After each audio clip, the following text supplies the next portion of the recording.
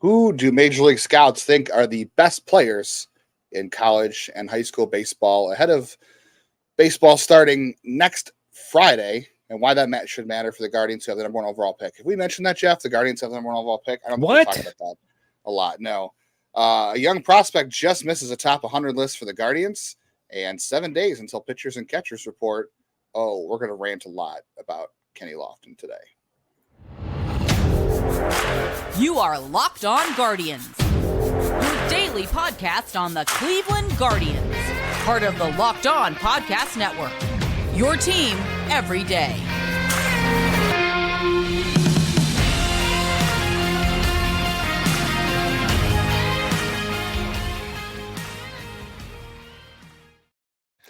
Hello, everyone, and welcome to the show today. I have a bit of an issue.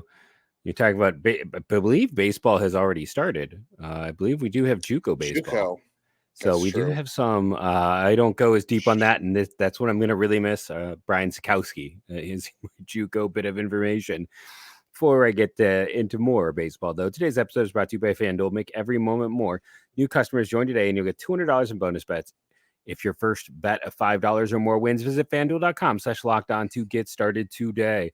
Yeah, Brian was the best at that, and I am really going to miss him and his just fantastic source of knowledge. It looks like, I don't know, I was looking at the 2024 schedule, and it says Test Presto at Kishwaukee College, but I feel like this is just a misprint.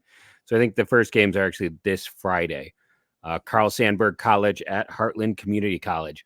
If you were at the game, let us know. 1 p.m. Friday. D2 did start last week. I saw some stuff on D2. But D1 starts next Friday, which is when we're having Baseball America's Carlos Collazo on next week to talk draft. We're going to, like I said, we're going to talk a lot of draft this year. Record on Wednesday. He's coming on. So if we get, depending on time available, it might be Thursday and Friday show to talk Guardians, talk prospects, talk what he sees, and of course, talk draft. Yeah, we'll have a lot of that next week. And tomorrow's show, we are having Cole Mathis on. I was going to wait till the end to promote this, but Cole Mathis is a first baseman / third baseman. He's coming on Wednesday, not Thursday, in terms of recording? Oh, sorry, Thursday. Yeah, we're having him on Thursday. I'm sorry. Yeah. He said he's going to be on Thursday for Friday's show. He is he's a first baseman / third baseman / pitcher for the College of Charleston. Had a great Cape Cod League last year. Mm-hmm. And Dad played in the Guardians back then, the Indians minor league system. Yeah, so we'll talk to him about his Cape Cod Jeff League year. Mathis. It's not Jeff Mathis, no. But he had a good Cape year, and there are some interesting data points that we talked about before with Cole Mathis and why he makes sense for Cleveland, maybe in like the 3rd round or 4th round. We'll see how his season goes, obviously. But we'll talk about his season and those traits and the Cape Cod League and his dad and all that stuff. Today, though, Cole Mathis, I don't believe, was on any list here we're going to talk about, as far as I know. But Baseball America, Cole Mathis did make one little thing here. Anyway, Baseball America polls MLB scouts every year to fill out their preseason All-American list for high school and college. So pretty good indication of first-round picks. If these guys are named by MLB scouts as preseason All-American first-teamers, they do first, second, and third team. So pretty good indication, though, of future first-round picks when these guys are named to first-team preseason All-American. So Jeff hasn't seen this list yet. He's gonna guess who is and isn't on there, and we're gonna talk about their fit as a Guardians pick, whether it's the first round or later if they qualify. We'll talk a little bit of high school. I think we'll spend a lot of time in high school, but we'll talk a lot about college. So, and there's some interesting categories they also voted on, I think, that cement some things to me as well. So, Jeff, you want to quickly start at catcher? Catcher's not a position we're going to spend a lot of time on, but you can throw your hat in the ring for catcher here and see what you think. So my first instinct is to go Malcolm Moore, and then if it's not Malcolm, I got it. Stop right there. Caleb Lomavita would have been number 2. I like him a lot for like a 2nd round or 3rd round pick. But I think not if you're MLB that has him as like a top 20 talent. Yeah, he's going to be a first. He might be like a 20s pick. So if he got to Cleveland at like 36, I'd be thrilled. But I don't think it's happening. First base. If you pick anybody else, I'm going to end the show now. So Jack Cagley. It's Kurtz. We might as well move on. I'm sure it Nick has Kurtz, number one. We can say there. I got some more Nick Kurtz stuff we can talk about in a second. Of course but you do. Speaking Of course you do. Of course I do. I can do a whole podcast about Nick Kurtz. I'll just take a nap, and you can have the rest of the time for your Nick Kurtz. We're gonna have Cole Mathis on. Okay, we're gonna have a fundraiser to get Justin a Nick Kurtz body pillow for. I don't know if my wife would appreciate that. We'll see. My birthday is technically today, so there you go. You can get that for my birthday. All right, who do you got at second base? This is an interesting one. Really, it's not going to be Travis Bazzana. It is not Travis Bazzana. Bazzana, is it Seaver King? At second base, it is not Seaver King. I don't think they would shift Weatherholt. They did shift Weatherholt to second base. So scouts voted Weatherholt. And this is the problem with him and Bazzana. If they are both second basemen, I know you could draft them as shortstops or you could draft them as an outfielder because, Spencer Torkelson was drafted as a third baseman by the Tigers, even though he played. Bazzana can play center. I 100% believe that dude. Are we sure? Center. Well, I don't like that. Oregon State. We love Travis Bazzana on this show. We're going to talk about him in a little bit too. He is the second team guy at second base, by the way. I would like to see. It's not in the best interest of Oregon State's season, obviously, because they have to win. That's an thing that happens in college. There was some talk he might actually play short this year for them. I don't know if that's going to. I haven't seen any of that. See, so Weatherholt's going to play short for West Virginia, which obviously makes a big difference. Yeah. Because if I'm right, there's never been a second baseman that's gone number one overall. Correct? 1-1. I mean, I'll quickly find. I don't believe there is, but that's the thing. So you could draft these guys and say, well, we're drafting him as a shortstop. We're drafting him as an outfielder. Like I said, the Tigers took Spencer Torkelson as a third baseman, even though he's really never played there except for 1 year in the minors, and they realized he couldn't do it. But if Weatherholt and Bazzana cannot play anything but second, that really complicates things for them. Yeah. So if they are just second baseman, and MLB scouts voted Weatherholt as a second baseman, meaning they don't know if he can play short yet. We're going to find out this year. And it's certainly good for him to have to be able to play short, but I don't know. It definitely complicates things for those two as 1-1 overall considerations if they can't play anything else. I agree with you. I think Bazzana can play other positions. We've seen stories from him. Obviously, he puts in the work. He's already out doing stuff at Driveline. He made an hour trip. I think I saw Kyle Boddy at Driveline tweet that it was 4 hours mutual aid. 9 hours in the car, so he could go work for 2 hours on his hitting at Driveline in Seattle from Corvallis, Oregon. Yeah, he puts in the work. That guy puts in the work. So I'm convinced he could play somewhere else besides second base. I just don't think we'll see the chance this year. Weatherholt will play shortstop for West Virginia. We'll see. Shortstop, who do you think is going to be there since Weatherholt's not? Well, if it's not those guys, then it's probably Anthony Silva from TCU. It is not Anthony Silva. He's a second teamer. I heard from somebody who's a friend of ours that thinks Anthony Silva's got dark horse 1-1 upside if he hits this year, but that could be a lot of things. I don't think it's Cody. They didn't go Griff O'Farrell, did they? No, it is Kaelen Culppeper from Kansas State. I should have known he'd be the number 2 shortstop. Yeah, he's an interesting guy. I mean, he's kind of. I almost said soft. That's not what I mean. He's soft hitting. Defense. It's a very limited profile. Hey, so perfect for Cleveland if he lasts. It's Oh Lord, he only hit his cape last year was not terrible, but he only had a 699 OPS, so nothing special. He doesn't strike out. Yeah, he didn't walk a ton either, but he has no power. He didn't have any home runs in the cape last year. I was looking at someone who not a 1-1 candidate who wrote a top 100 piece on advanced hit metrics, and he didn't even make that list. Didn't make the top 100 for that one. Yeah. All right, third base. This guy is not consideration for 1-1, and I have a lot of doubts about this hitter. No, is it Tommy White?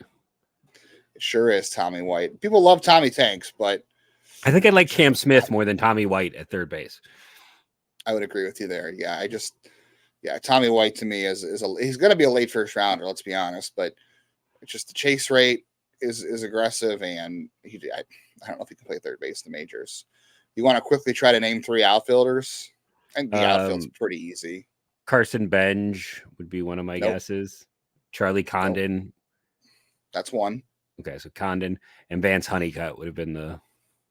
Vance Honeycutt is there. I mean, there are a lot of people think Vance Honeycutt. You have said it before about him being a 1-1 candidate. I know he's had issues making contact, but we've seen guys their senior year cut down that before.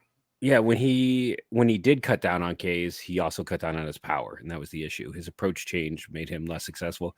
If it's not Benj, then it's Braden Montgomery. No, it's one of our favorite outfielders that Cleveland will no longer be drafting, unfortunately. Oh, Mike Sirota. Mike Sirota. Shout out to the small schools. I just didn't expect him to be there because he's small school, but well, the scouts seem to like him. I mean, he's a slam dunk, I think, top 10 pick. It's just he should be. You can't unfortunately for Cleveland picking 1-1, you can't consider him. But when we both thought that Cleveland was going to pick like in the 6 to 10 range, like we thought Sirota was. I had him in my last mock before the draft. Yeah. Or my original. Everything makes sense there. Yeah, he's a center. He's for sure a center fielder. Contact. There's some pop there. He's had great Cape data. Like everything there for Cleveland fits. It's just he is not a 1-1 talent. Unfortunately, and he plays at a smaller school. So, but we'll guess some pitchers when we come back, and then we'll talk more about some of the college class and the preseason All-Americans, and we'll dive into high school a little bit, even though I don't think we need to spend a lot of time on high school. And got to talk about that prospect that just missed Keith Law's top 100. That was an interesting note, and we got to talk about 7 days to spring training for Cleveland and some fun names. Travesty that is Kenny Lofton not even being on the Hall of Fame ballot more than 1 year, which I know people have strong opinions about. So stick with us for that. I thought Kenny Lofton was a strong bet to get more than 1 year on the Hall of Fame ballot. I think most people did. What is a strong bet, though, is if you are a new customer at FanDuel, this is a great time for you. Happy Super Bowl to all those that celebrate FanDuel, America's #1 sports book. For me, Super Bowl Sunday, I love the snacks. I love the commercials. The game's fun, too. But I don't love black licorice. That's disgusting, Jeff. Get out of here with that stuff. Yeah, I like getting food from a good sports bar, and I really enjoy the commercials. We'll see if everybody enjoys Usher. If you don't think any of that stuff's a win, you can get some wins, though, at the end of the season on FanDuel or 2 or 3. Not only can you bet on who will win Super Bowl 58, but FanDuel has bets for which players will score a touchdown, Travis Kelce, and how many points will be scored, and so much more. If you are a new customer, join today. Get $200 in bonus bets if your first bet of $5 or more wins. So just make a $5 bet. If it wins and you're a new customer, you're going to get $200 in bonus bets. You can use that on Super Bowl Sunday even. Just visit FanDuel.com/lockedon to sign up for your account. That is FanDuel.com/lockedon. Make every moment more with FanDuel, an official sportsbook partner of the NFL.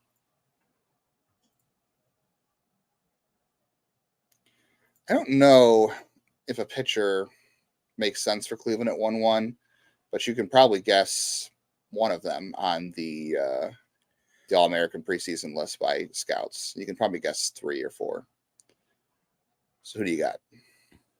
I think it's my favorite recent guy, Marcus Morgan. I'm kidding. I'm not kidding about Marcus Morgan being extremely. I spent about 15 minutes talking about Marcus Morgan's a guy whose brother and sister played professional basketball. Both of his parents are basketball players. He was all-state basketball, baseball, and a football quarterback. He's over Iowa.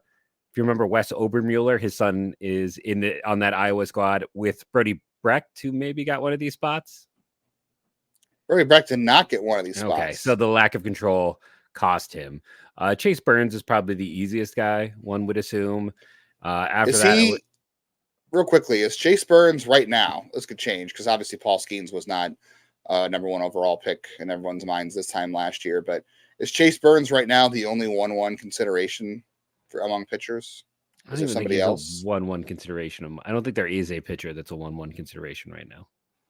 Okay, fair enough. I don't think I see anyone even like remotely bringing it up. It's all college bats. All right. So who did it for?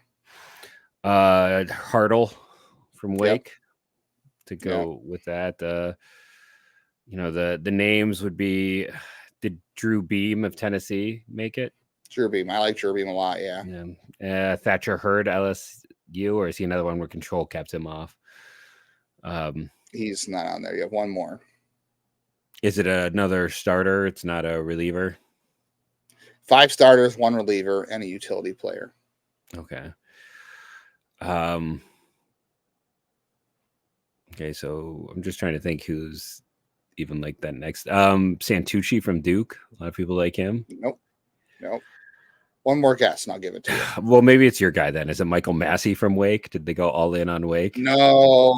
I wish it was Michael Massey. I do think Michael Massey's a first rounder, but there are some questions to answer there. No, it was Hagen Smith from Arkansas, I should say. Oh yeah, I had him as my number Smith. 2 starter in my mock, but I didn't guess him, so that makes there's one reliever. I'm sure you can guess the reliever. Here's the problem. I know it's the Kansas State guy, and I am totally blanking got it. on his name. It's Tyson Neighbors. Where does Tyson Neighbors go? Is he Cleveland? Cleveland took Andrew Walters in the second round last year. I like Neighbors more than Walters. Yeah, I think Neighbors is the best reliever we've had in a while. People get really excited about Ben Joyce, right? Because of how hard he threw, but the velocity. Tyson Neighbors is way better. Neighbors, the other thing with Neighbors is he's got legit 3+ pitches, potentially multiple 70 grade offerings, depending on how you look on the fastball and cutter, as well as the slider. And he has really great good command. Yeah, he is. I never put a first round grade on a closer, and I'm going to put a first round grade on Tyson Neighbors. Wow. All right, so that takes Cleveland maybe out of the range. I mean, I don't know. If hit within the second round, they want him, I think you have to take him at 36. I mean, I guess you can maybe get him in the second round, but he is. They don't pick again to 48 because they didn't acquire a pick like everybody else is doing. I mean, you just can go look at the numbers, and it's phenomenal. The pitches are so good. He has the best pitch mix in college baseball. He does. I'll just say that. Can you quickly? So Travis Bazzana, by the way, is on the second team. Okay. Do you want to guess the utility player that got first team nomination? I would have guessed Seaver King or Griff O'Farrell. No, it's Jack Caglione, who you mentioned before. He is the utility because he's a two-way player. I know a lot of people want first base only. I don't like that for a utility role. I don't know. Yeah, it's just because he's a pitcher and a hitter right now. I just don't think he is a 1-1 guy. Not that he's not talented. It's just that's the kind of pick that will lose you a job. If you pick him 1-1, could he be a superstar? Absolutely, he could. He's got 70 grade power, but he's got a 35 hit tool. Yeah, and right now it's a 35. 70 grade fastball. Yeah, and 35 grade command. Right, that's the thing. So the two things that are the most likely to break a guy. Yeah, the biggest predictors of future success for pitchers are command and contact. He doesn't do either of those things well. Now, I know we've complained about how Cleveland lacks a lot of 60 and 70 tools in the system, but let's be honest. I think Nick Kurtz for sure and Travis Bazzana. I don't know. Does JJ Weatherholt have a 60 tool? Yeah, people think his hit tool is a 60 grade tool. 100%. I've seen people think that's a 65 or a 70 even, that his hit tool might be better. But we've also talked about that being the riskiest thing to bet on. It is. And that's why I like Bazzana a little more, because I do think he has power, and we've seen a little bit more of it. Weatherholt also runs well, but it's if you for a lot of places, for Weatherholt, a lot of places do have him one, and it's because they think he is gonna win batting titles. That's why you put him in that position. That's why you think of him in that way. Charlie Condon scares the crud out of me. I'll be honest. He's the guy that I'll be very happy for someone else to take right first baseman, and he's probably a first baseman long term. Yeah, he's listed as an outfielder here, but it's scary. And can we also talk about the fact that Georgia is a place where prospects go to die, not develop? That is, and I get told all the time, "Oh, you're this or that." No, that history of development matters. Look for. In my past experience, when I would talk with teams, is teams look for reasons to not draft you more than reasons to draft you. So you don't want that that's my argument for Nick Kurtz is I think people are maybe looking for reasons not to. And I know you'll point to Wake Forest and first base and all that stuff. By the way, second team, a couple guys you mentioned, Lama Vida. Do you want to guess who the second first baseman was? If it wasn't Jack Caglione? And it wasn't White, who I think is the first baseman. No, and it wasn't. I like this first baseman. Was it Ethan Anderson, the catcher? No, first it is. it's Blake Burke from Tennessee, who, if Cleveland doesn't take Kurtz at number 1, I would be very interested at like. I don't like the 48. swing and miss on him. That's me. It's not And that bad. If you look at the data, it's not great, but it's not terrible. It's like middle of the pack in terms of chase rate. If you're taking that player at 48, I'm okay with it. I don't know about higher, and it depends on what they do at 1-1, obviously. And Tennessee guys have not developed well at all historically. Christian Stewart. Well, hey, Drew Gilbert's going to change that. We'll see. I mean, they've all played well up through AA. It's that transition point. I mean, I was the biggest Christian Stewart guy around. I remember, yeah. And I mean, I got that wrong. That was a big swing. I mean, I was big on Senzel. I was leading that charge, and I got that wrong. So I'm also gun shy with Tennessee now. Yeah. Your guy Cam Smith made second team at third base. Yeah, Silva was the second team shortstop. Interesting here is that the MLB scouts who filled out this list put Seaver King in the outfield. That is interesting. I've seen him listed as a shortstop/outfielder. If you think he can play center field and he hits the way everyone thinks he can hit, especially if he carries his, I know he's a, is it a JUCO or a D2 school he came from? He was like a D2. Yeah, he was at Wingate in D2 last year. Yeah. 47-game hitting streak in D2. If he brings that level of offense to Wake Forest and he could play short or center field, I know you've mentioned King as a dark horse for 1-1. Mm-hmm. His cape last year, I know it was only 16 games. My God, his cape was incredible. If he is a shortstop or an outfielder, and reports are at 20 pounds of muscle.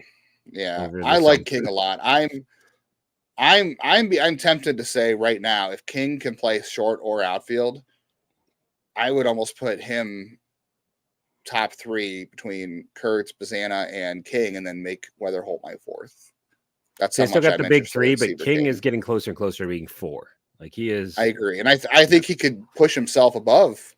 I think he can push himself above Weatherholt. I've been the low guy on Weatherholt so far. I know everybody else is higher than him.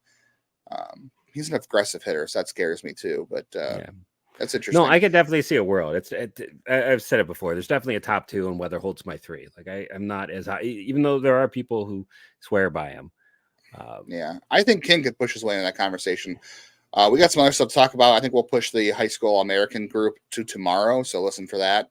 Jeff will go another day without looking at this list. I don't have Baseball America. And we'll talk about.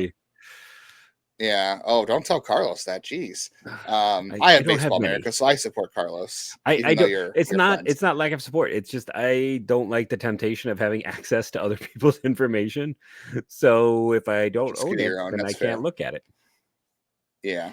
All right, we got to talk about the prospect, the Miss Keith Law's top 100. That's interesting. And then we're talking about a little bit about Kenny Lofton, 7 days away from pitchers and catchers reporting for the Guardians. And I got one more thing on Nick Kurtz when we come back. Of course I do. I always have one more thing on Nick Kurtz. So if you're a Nick Kurtz fan, stick around for the Locked On Nick Kurtz podcast.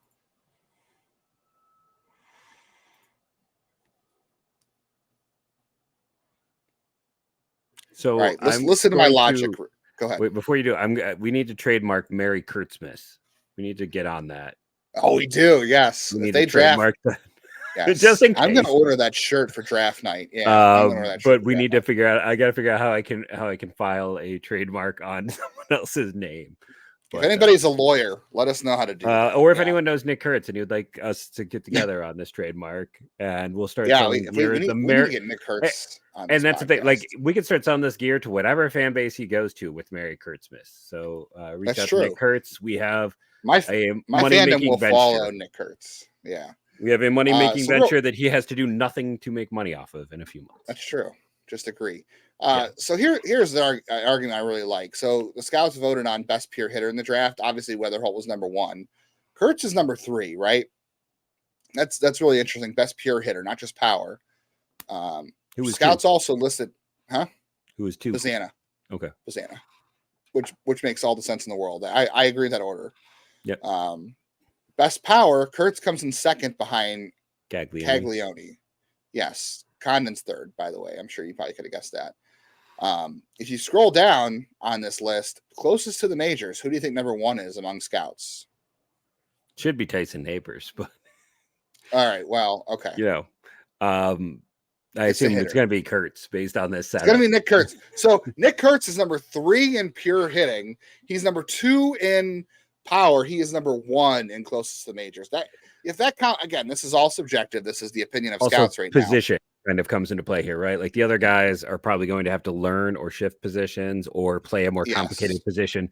A first baseman right about should move Neighbors. quickly because But a first baseman there's not a whole lot to that position. Yeah, but if this holds true, it's all subjective in the opinion of scouts, obviously. But if this holds true, that is just another argument for me to put in my cap about Nick Kurtz 1-1. I'm just saying that combination of what he was voted on. All right, so Keith Law released his top 100 earlier this week. He also put out his guys who just missed list. And an interesting player I wasn't expecting on this year's just missed list, top 100, is Guardians outfielder Jaison Chourio.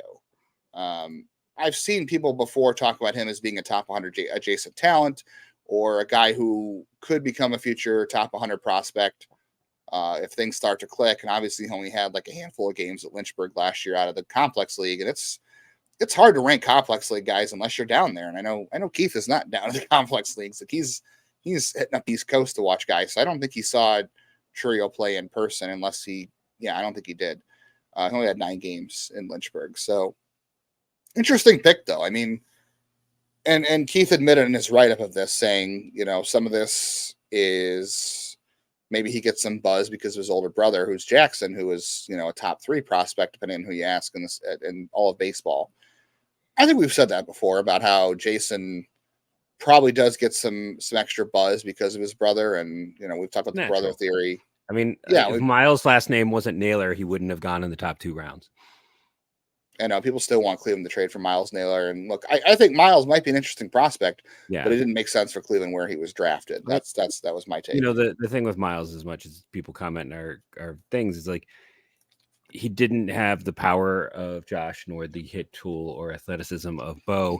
He was in between them in both those things. And that's, maybe he could turn into a solid player, but he is a guy who got a huge bump because he is Naylor brother 3. Yeah. Jason gets some of that too, but what are your expectations for Jason this year? Because I'll say for me right now, I think he is like my 16th overall prospect, which is I got him top 10, pretty high.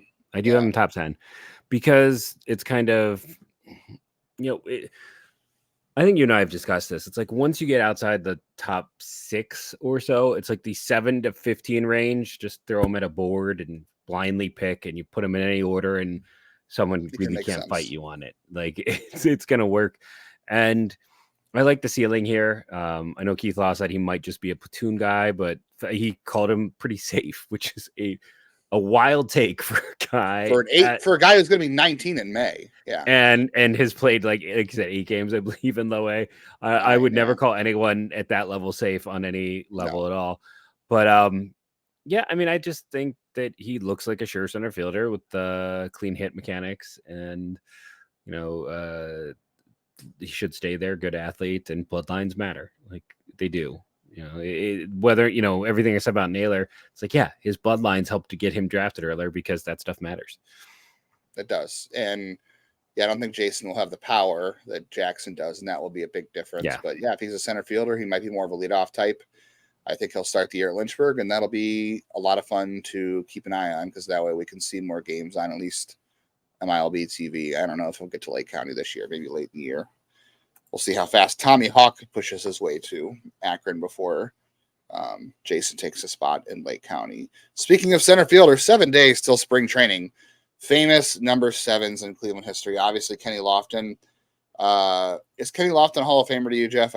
I say yes. He's a Hall of Famer. I think it's a borderline case, but he definitely should have. Do you know where he ranks all time according to Baseball Reference WAR in Cleveland's history? Amongst hitters? 10th? 5th. It goes Lajoie, Speaker, Boudreaux, Averill, Lofton, Tomey, Sewell. Lofton had to tell me, really. Yep. Jose, defensive value. Remember, WAR gets really shifted towards defense. Jose Ramirez, Larry Doby, Terry Turner. Ken Keltner down there at 13, who we talked about yesterday. At 14, Al Rosen also wore number 7. And 19, Hal Trotsky also wore number 7. Somewhere in here is Charlie Jameson, who also wore number 7. This is Charlie Jameson tied for 27th, right behind Travis Hafner. So a lot of sevens. And then I gotta give a shout out to John Ellis, who was Cleveland's first ever DH, and his last name was Ellis. Had the great nickname, the New London Strong Boy. We don't get names like that anymore. It was part of the Craig Nettles deal that my dad bemoaned for most of my youth. Don't bring up the Rocky Calvillo trade, because Harvey Keene was also a number 7. Not a great one there. Don't trade guys who wear number 7 or wear. Do you remember who wore or surprisingly Jeff June wore number 7 between Kenny Lofton? Since Kenny Lofton has been gone, the number 7 has been pretty bad for Cleveland. Well, and then you have another in between set before Lofton comes back in 2007. So you get another. That's right. You do have. I forgot he came back twice. You've got Brandon Phillips, who didn't quite work out. Unfortunately, bad decisions were made there. Yeah. Jimmy Carroll was a solid dude for a year. Joe Inglet had a good career outside of Cleveland. Yeah, Joe Inglet was a little scrapper. Mark DeRosa, not great. Chris Archer, deal. See, that's what I'm saying. Guys who were number 7 for Cleveland were traded for someone bad. Matt Laporta, Matt Carson, John McDonald, his second stint with Cleveland, number 7. David Colin Murphy. Cowgill. Oh, David Murphy was one of the bad free agent signings. Jan Gomes had a couple of good years, wearing number 7. And then you got Ryan Flaherty and Eric Stamets, Columbus's own. Cesar Hernandez was okay first one, and then he did, and then Miles Straw. We didn't mention Johnny Mack, did we? John McDonald did wear it as well. Current coach. He did in his last return to Cleveland before he retired. Yeah, so like we said, coming up Friday, stay tuned for the Cole Mathis interview. That'll be a lot of fun. Got our prospect tools draft coming up. We're having Carlos Collazo on next week. We'll do our second annual Guardians prospect draft sometime this month. And then our interview from spring training with Andre Knott at the end of the month as well. So lots of good things coming in February your way for Locked On Guardians. I want to give a thank you to Everyday Cleveland Spiders. I saw your comments in there. Hope you are doing well. Thank you all for joining us. Rate and review, download daily. It helps. And go Guardians.